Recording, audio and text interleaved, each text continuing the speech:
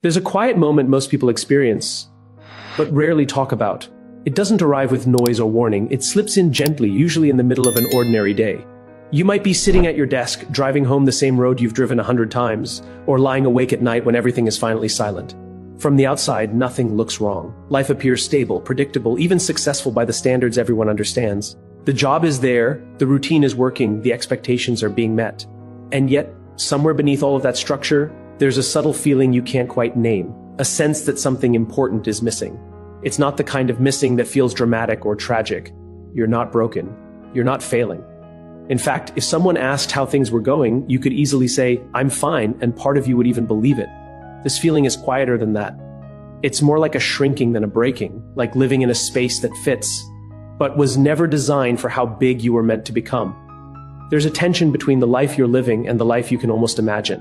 And that tension doesn't shout. It whispers, soft enough to ignore during busy hours, but persistent enough to return the moment everything slows down. And deep down, you already know why that feeling exists, not logically, not in a way you could easily explain to someone else, but somewhere inside, there's clarity. Because there's a move you've been afraid to make, a decision you keep postponing, until the timing feels safer, smarter, more certain. You tell yourself you're being responsible. You tell yourself you're waiting for the right moment, the right resources, the right confidence. But if you're honest, truly honest, you can sense that what you're really waiting for is permission. Permission from circumstances, permission from other people, permission from a future version of yourself who somehow feels braver than the one standing here today. The truth is that permission is never coming, not because you don't deserve it, but because it was never someone else's to give. And so a strange kind of pause begins to form in your life. Days keep moving, responsibilities keep getting handled, progress keeps appearing on paper. But the part of you that longs for something more meaningful, more aligned, more real, stays on hold, waiting, watching, wondering how long this quiet delay is supposed to last. What makes this moment so powerful is that it's incredibly easy to ignore. Modern life is perfectly designed to help you avoid it. There is always another notification, another task, another distraction, ready to pull your attention outward. Busyness becomes a shield. Productivity becomes an excuse. And over time, you can almost convince yourself that the whisper was never there to begin with. Almost, but not completely, because certain questions have a way of returning, no matter how well you bury them. Questions like, is this really it? Or what would happen if I actually tried? Or the most uncomfortable one of all, what am I losing by staying where it's safe? Here's where this becomes impossible to ignore. Your future will not be decided by what you know. It won't be determined by how much information you collect, how many plans you make, or how carefully you analyze every possible outcome. Knowledge is valuable, but knowledge alone has never changed a life. The turning points in human stories, quiet or famous, ordinary or extraordinary, almost always come down to a moment of action. One step taken before certainty arrives. One honest choice made despite the presence of fear. One confident move that shifts the direction of everything that follows. And that's the uncomfortable realization sitting underneath this quiet feeling. There is likely one action, one conversation, one decision you already sense you need to take. You may not know exactly how it will unfold. You may not know whether it will work, but you know it matters. And the longer it stays undone, the heavier it feels. Not because the action itself is impossible, but because avoiding it slowly teaches you something dangerous. That hesitation is safer than courage, that waiting is wiser than moving, that the life you truly want is something to think about rather than something to pursue. But what if the opposite were true? What if the readiness you're waiting for doesn't come before the action, but because of it? What if clarity isn't something you find by standing still, but something that appears only after you begin? Every meaningful change in life carries uncertainty at the beginning. There is no path that reveals itself completely in advance. And yet, people still move. Not because they feel fearless, but because something inside them decides that staying the same is no longer acceptable. This is why this conversation matters more than it might seem at first. Because recognizing that quiet missing feeling is not a sign of dissatisfaction, it's a signal of awareness. It's evidence that some deeper part of you is still paying attention, still hoping, still refusing to settle for a version of life that feels smaller than what's possible. Many people lose touch with that voice over time. They trade curiosity for comfort, meaning for maintenance, growth for predictability. The fact that you can feel this tension at all is not a weakness. It's the beginning of clarity. And clarity, when followed by action, becomes transformation. Not instantly, not perfectly, but undeniably. Because the smallest courageous move has a way of changing how you see yourself. The moment you act in alignment with what you know is true, even in a small way, something shifts internally. You begin to gather evidence that you are capable of movement, capable of honesty, capable of choosing direction instead of default. And that evidence grows. One step becomes another. One decision creates momentum for the next. Slowly, quietly, a different future starts forming, one built not on intention alone, but on proof. By the end of this talk, the goal isn't simply for you to understand these ideas intellectually. Understanding is easy. Real change asks for something more personal than that. The real purpose is for you to recognize your move, to feel it clearly enough that ignoring it becomes harder than facing it, to sense that the distance between the life you're living and the life you're capable of living may be smaller than you imagined, separated not by years of prepara, but by a single moment of courage. And if you stay with this until the end, you may discover something surprising. The confidence you've been waiting for isn't far away. It isn't reserved for different people or different circumstances. It begins much closer than that. It begins the moment you decide that the quiet feeling inside you is worth listening to, and that the move you've been afraid to make might also be the one that finally moves your life forward. Most people believe confidence is loud. They imagine it as a strong voice that never shakes, a bold presence that fills every room, a certainty so visible that no one could possibly question it. In movies, in speeches, in the stories we tell about success, confidence often looks like the person who speaks first, decides quickly, and never seems to doubt themselves. It looks effortless, obvious, almost untouchable. And because of that image, many people quietly assume that confidence is something you either have or you don't, something reserved for a different kind of person living a different kind of life.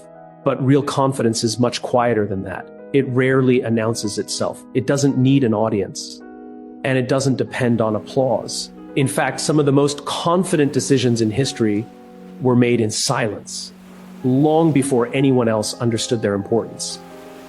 Real confidence often looks ordinary from the outside.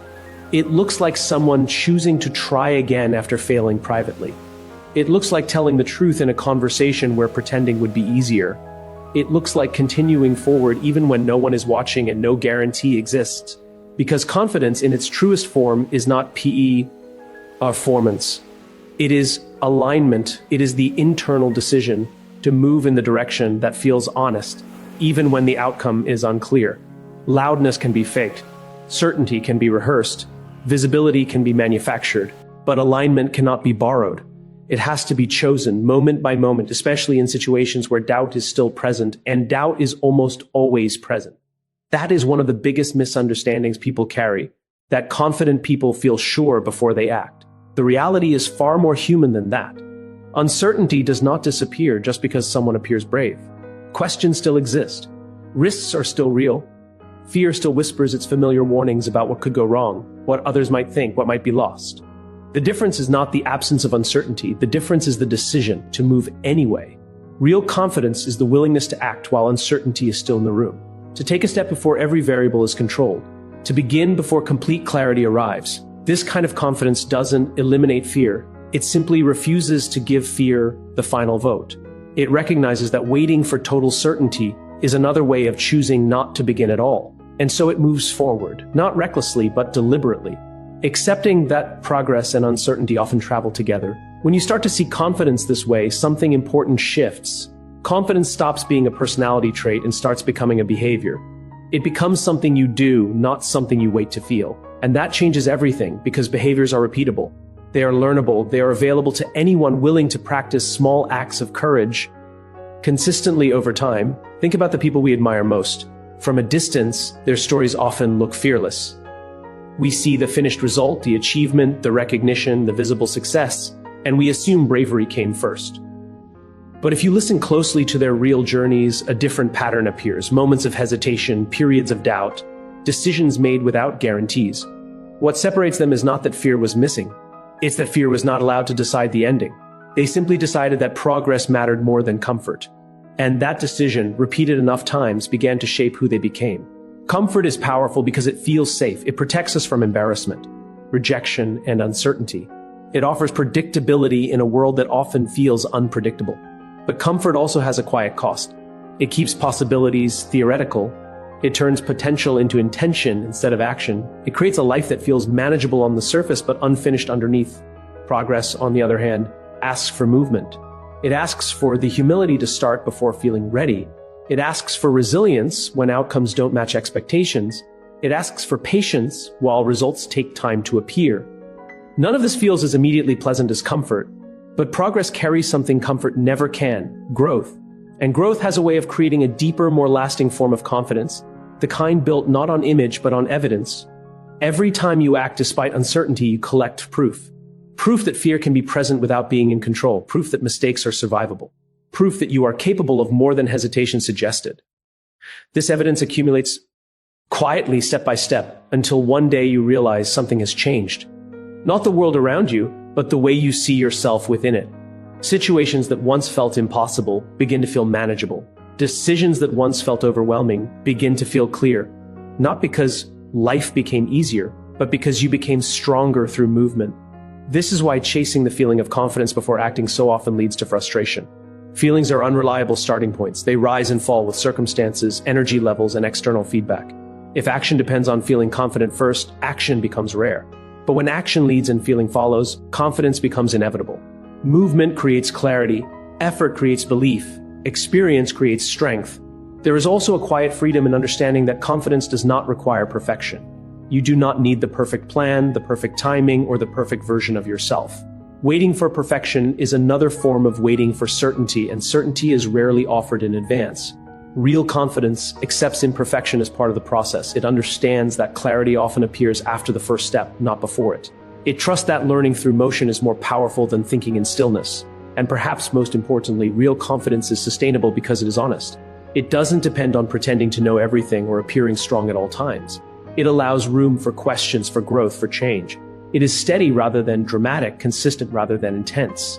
The kind of confidence that lasts is rarely the kind that attracts the most attention. It is the quiet reliability of someone who keeps moving forward, even slowly, even privately, even when the path is uncertain. When you begin to redefine confidence in this way, it becomes less intimidating and more accessible. It stops being a distant quality you hope to earn someday and starts becoming a daily choice available right now. A choice to speak when silence feels safer. A choice to try when hesitation feels logical. A choice to move when comfort invites you to stay still. And over time, these small choices reshape identity. Not suddenly, but steadily. Until confidence is no longer something you're searching for, but something visible in the way you live, decide, and continue. Quiet, uncertain, moving anyway. Fear rarely announces itself honestly. It doesn't usually arrive with dramatic music or obvious warning signs. Instead, it slips into your thinking quietly, wearing language that sounds reasonable, responsible, even wise. It learns how to speak in a voice you trust. And because of that, you don't always recognize it as fear. You recognize it as logic, as patience, as maturity, as the careful voice trying to protect you from mistakes you might regret. It disguises itself as timing. It tells you this isn't the right moment, that conditions aren't perfect yet, that waiting a little longer will somehow make the path clearer. It sounds thoughtful, measured, intelligent. And sometimes timing truly does matter. But fear is clever enough to hide inside that truth and stretch not yet into something much longer than necessary. Days become months, months become years, and the decision that once felt temporary begins to look permanent. It also disguises itself as responsibility. It reminds you of your obligations, your roles, the people who depend on you. It asks careful questions about risk, stability, and security. These questions are not wrong. Responsibility is real, and caring for what matters is important. But fear quietly bends responsibility into restriction. It turns protection into paralysis. It convinces you that choosing growth is the same as choosing danger, that honoring your potential is somehow selfish or reckless. So the language becomes familiar. Maybe later, maybe when I'm ready, maybe when things are safer. Each sentence sounds small, harmless, temporary. None of them feel like giving up. They feel like postponing, and postponing feels easier to accept than admitting you're afraid. Because postponing keeps hope alive without requiring action.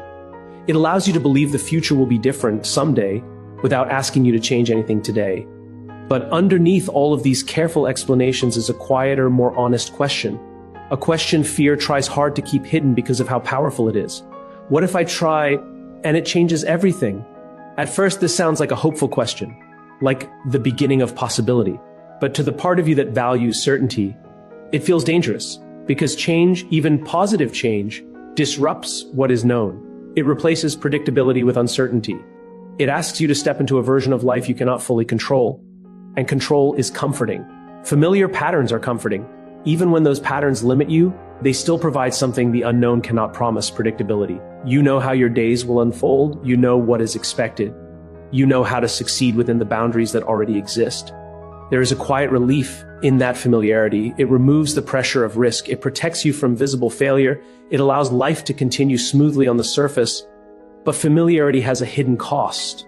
It keeps possibilities theoretical. It turns dreams into ideas instead of experiences. It slowly teaches you to measure safety more carefully than meaning. And over time, something subtle begins to happen.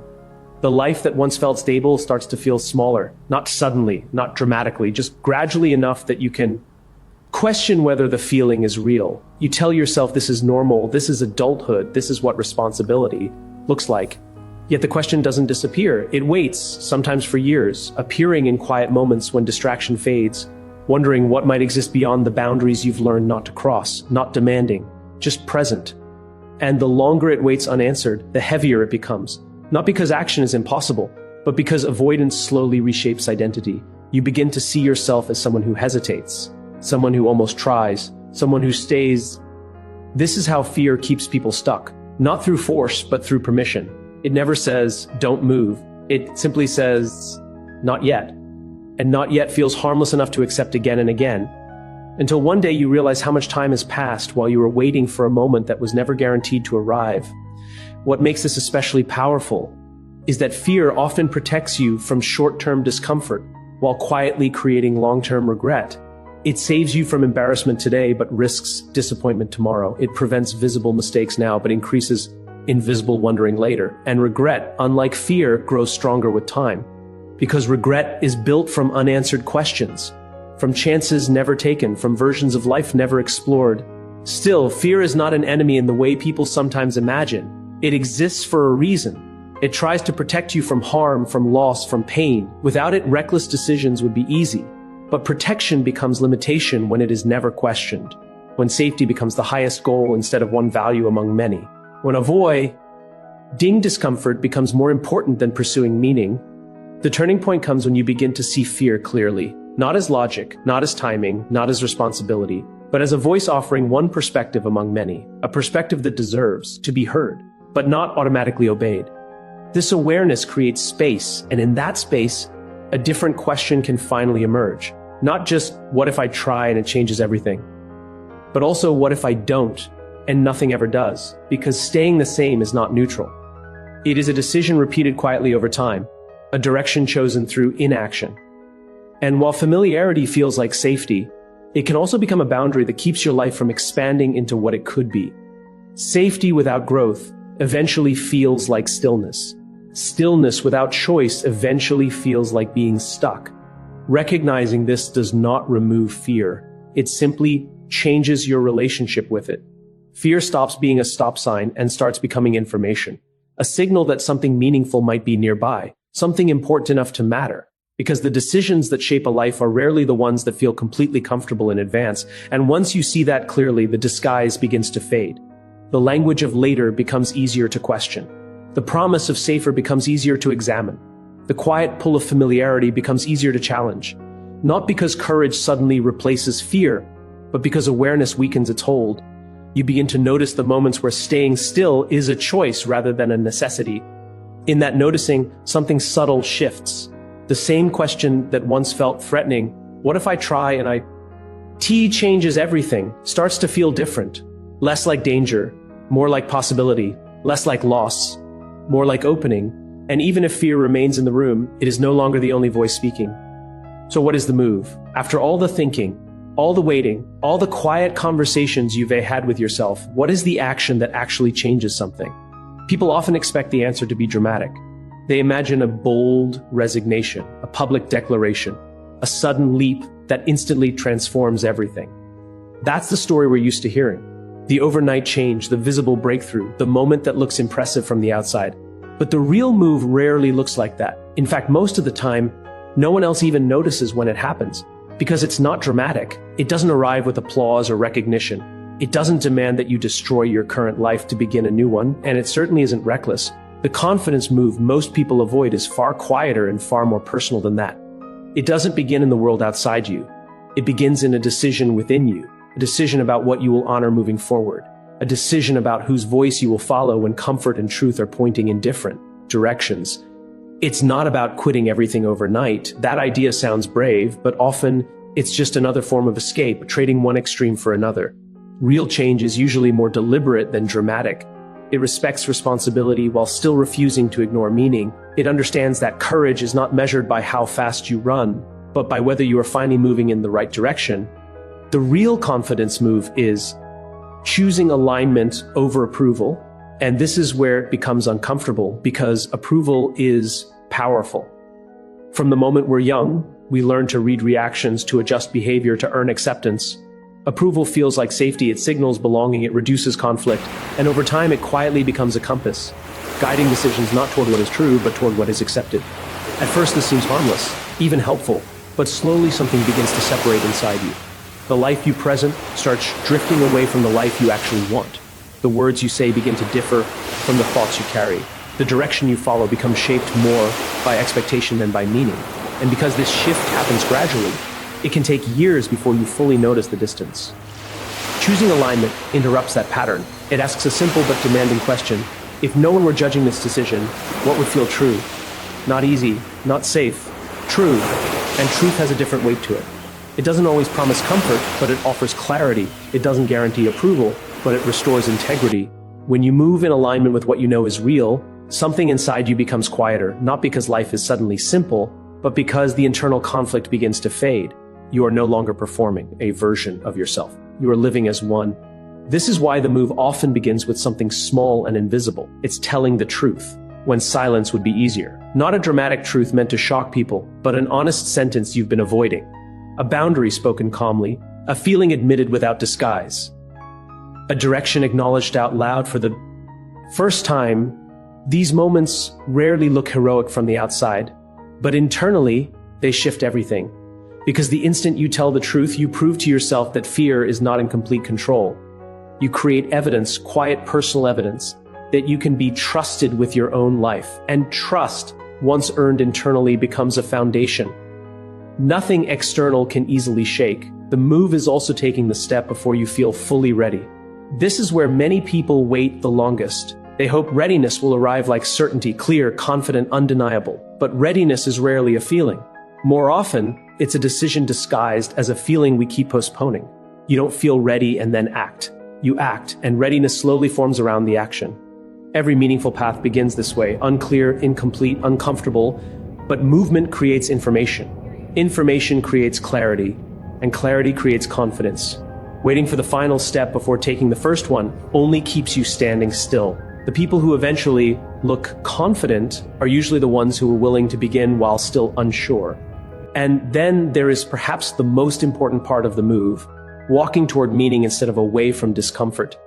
Discomfort is persuasive. It tells you to turn back, slow down, stay where things are predictable. It promises relief in exchange for retreat. And in the short term, it delivers.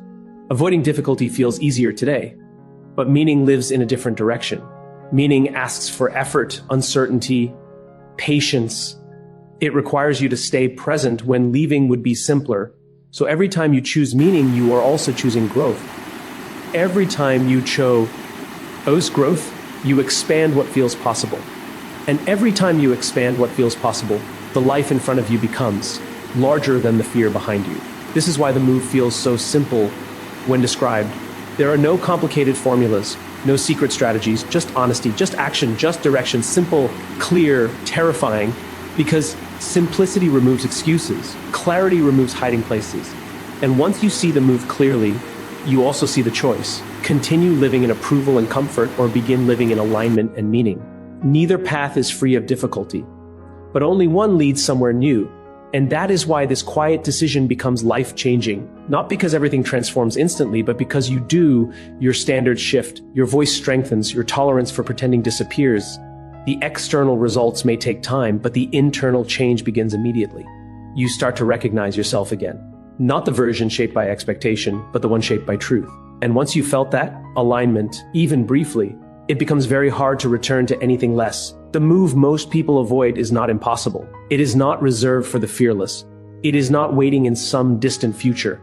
It is available in the next honest word, the next brave step, the next choice to walk toward what matters, even while discomfort walks beside you. The moment you act in alignment with who you truly are, something powerful happens. It is not always visible from the outside. There may be no applause, no immediate change in circumstances, no dramatic shift that others can point to and name, and yet internally, something unmistakable begins to move.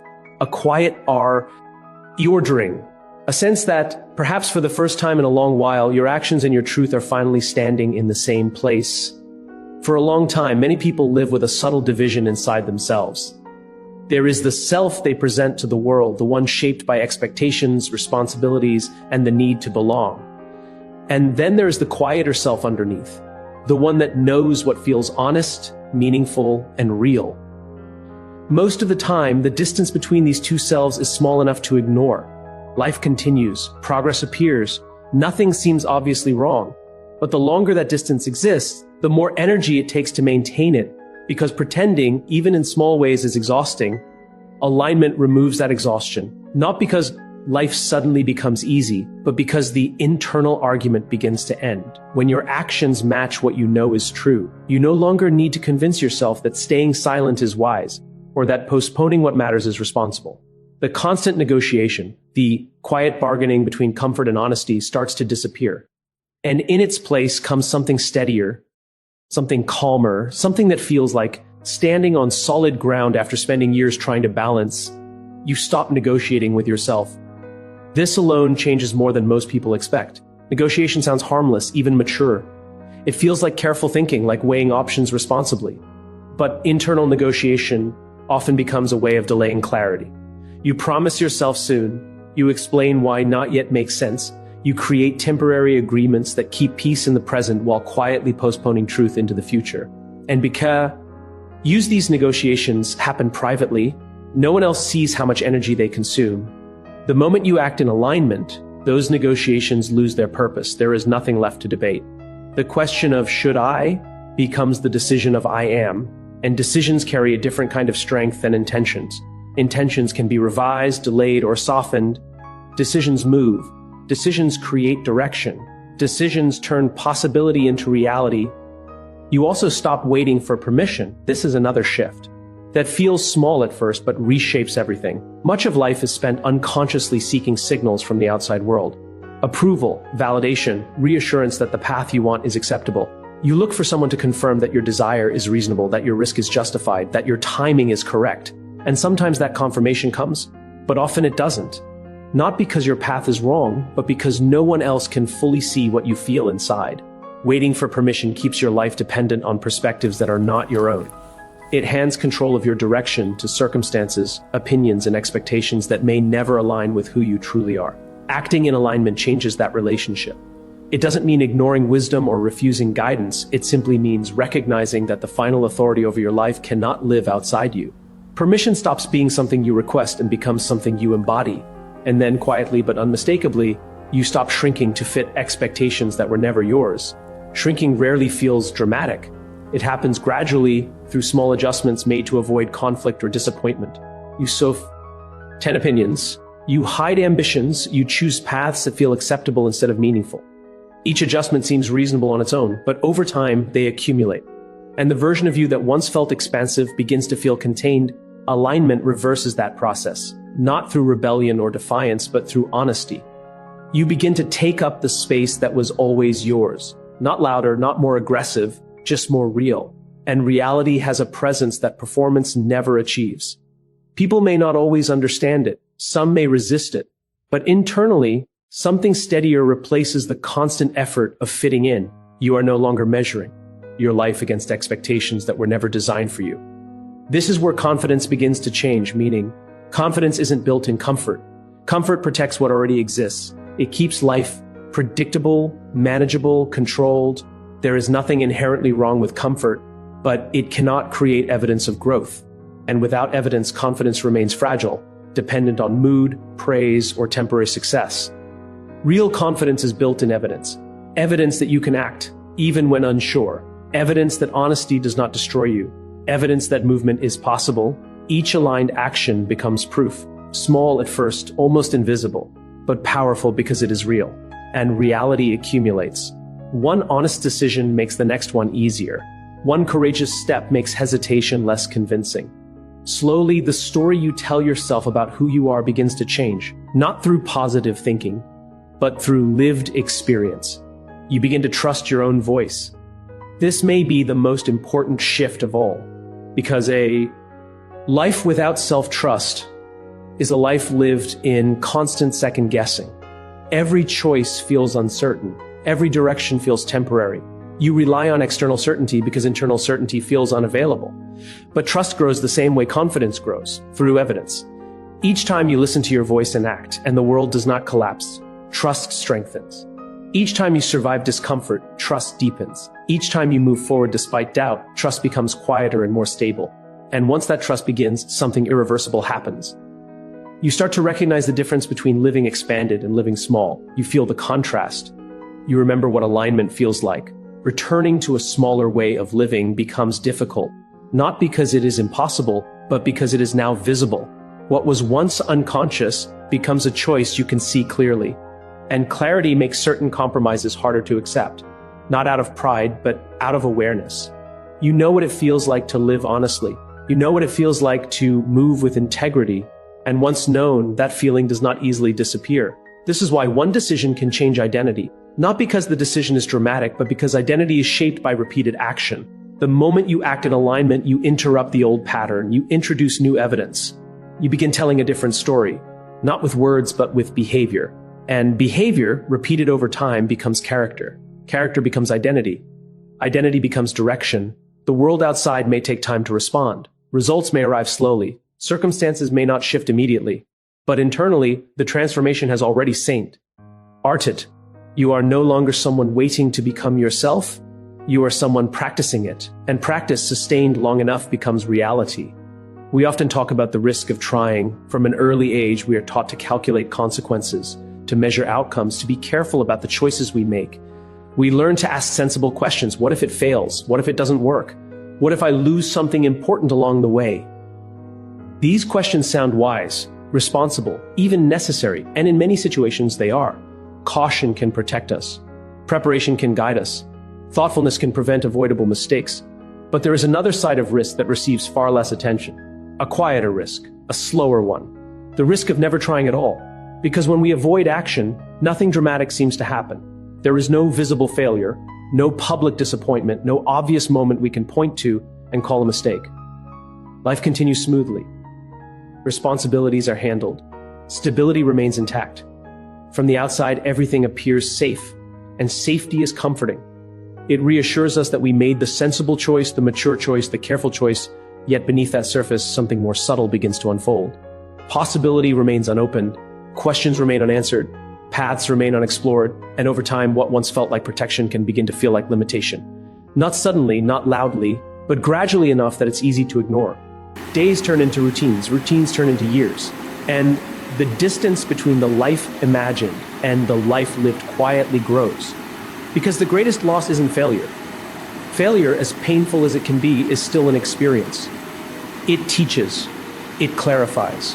It reveals strengths and weaknesses that cannot be discovered any other way. Failure closes certain doors, but it also shows you where the real doors are. Most importantly, failure carries certainty. You know you tried. You know you moved. You know the outcome, even if it wasn't the one you hoped for. The deeper loss is different. It is potential that never meets reality. Potential is powerful because it holds promise. It suggests something meaningful could exist. Something larger, truer, more aligned with who you are. But potential alone is not a life. Potential unacted upon slowly transforms from inspiration into weight. It lingers in the background, reminding you of what might have been possible if only one step had been taken. Dreams that stay theoretical feel safe in the beginning. As long as a dream remains an idea, it cannot fail. It cannot disappoint. It cannot reveal the hard work or uncertainty required to make it real. In theory, everything works perfectly. In theory, timing is ideal. In theory, you are ready, but theory has a hidden cost. It keeps meaning at a distance. It allows imagination without transformation. And so a life can begin to form that looks safe but feels unfinished. From the outside, it may even appear successful. The right milestones reached, the right expectations fulfilled, the right image maintained. Nothing obviously missing, nothing clearly wrong. Yet internally, there can be a quiet sense of incompleteness. Not because life is bad, but because it never fully became yours. This unfinished feeling rarely announces itself clearly. It appears in small moments of reflection, in brief questions that surface and disappear, in a subtle awareness that something important was postponed for too long, and the longer it remains unaddressed, the more difficult it becomes to name. Not because it fades, but because acknowledging it would require confronting the choices that created it. Time has a way of sharpening certain truths. In the present, avoidance feels temporary. In the future, it feels permanent. Years from now, the questions that matter will likely change. They will not focus on whether success was guaranteed. They will not ask whether the path was perfectly safe. Certainty, which once felt so important, often becomes less meaningful with distance. Instead, a simpler and more honest question tends to remain. Why didn't I give myself the chance? Not why didn't it work? Not why was it difficult? Not why did it take effort? Just why the attempt never happened. Why the possibility stayed a possibility. Why the door was never opened, even slightly. This question carries a different kind of weight because it cannot be answered with external excuses. Circumstances may explain delay, but they rarely explain a lifetime of inaction. Responsibility may justify caution, but it rarely justifies permanent postponement. At some point, the truth becomes personal.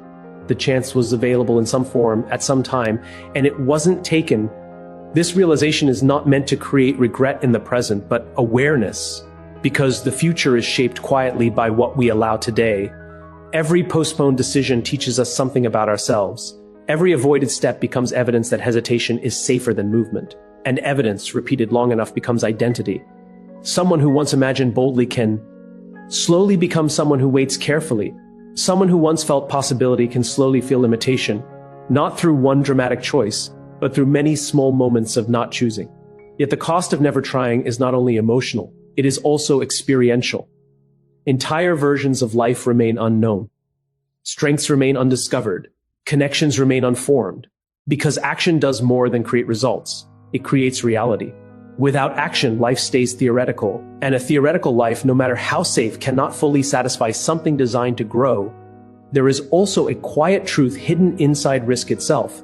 The pain of trying and failing is usually temporary.